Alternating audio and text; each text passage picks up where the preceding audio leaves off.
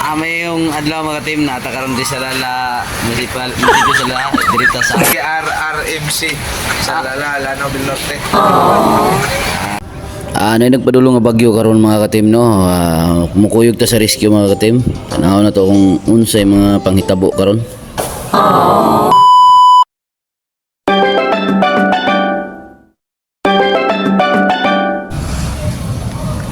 Nanagid ang bagyo mga ka-team no, niabot na.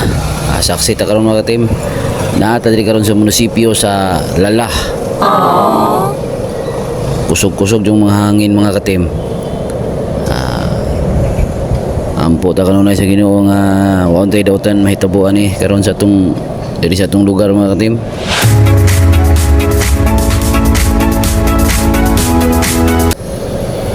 Sa karon andam na nga tong mga rescuer mga ka-team. Sa posibleng dili mayong panghitabo karon sa kining pag-abot sa bagyo.